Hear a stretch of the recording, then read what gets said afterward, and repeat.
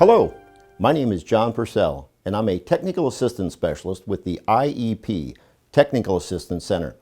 Today I will be highlighting best practices related to staffing and master scheduling. As you and your teams work to plan for a successful new school year, it is pivotal to have a solid master schedule and to utilize all staff effectively. Let's talk about staffing. Staffing involves the human capital in our buildings and across our district. This area looks specifically at the who. Who would be best to provide specialized instruction in reading? Who will be teaching social skills to 7th graders? Who will be providing instruction in math during success time? Do these questions sound familiar? Well, when answering these questions, determine who is best for providing instruction or interventions based on their credentials, strengths, and interests, rather than current roles and responsibilities. This requires an understanding of staff skills, student abilities, and creative thinking.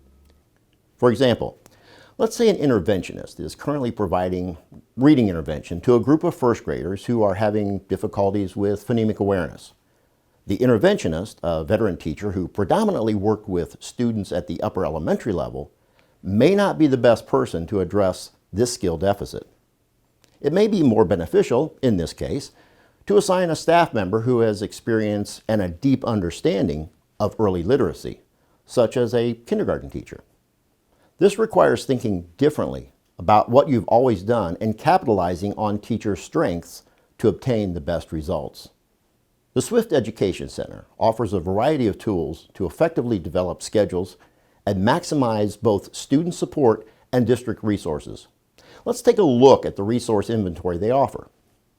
When completing the inventory, the section on personnel prompts you to list the human resources in each building, current roles or assignments, and areas of strength and interest.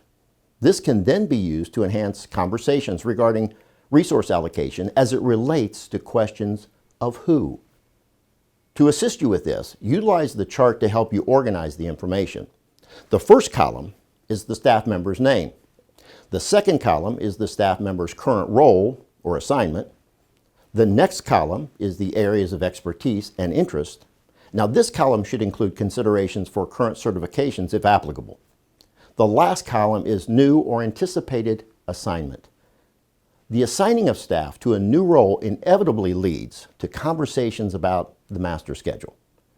The master schedule is made up of all the classes designed by the school, which includes all associated terms, meeting patterns, teachers, and rooms.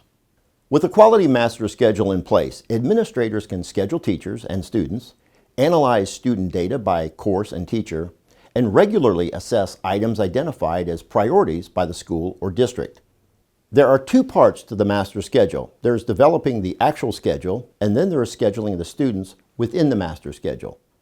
The staffing inventory is directly related to and impacts the development of the schedule. Within the resources provided, there are examples of schedules, an elementary example and a secondary example. You will notice both examples include the courses being offered, where they will take place, and who will be teaching them. Special care is taken to identify time allocations and flow between courses. The next step is to schedule the students. Some suggestions for effective scheduling of students are, number one, focus on your smaller, specialized populations of students first.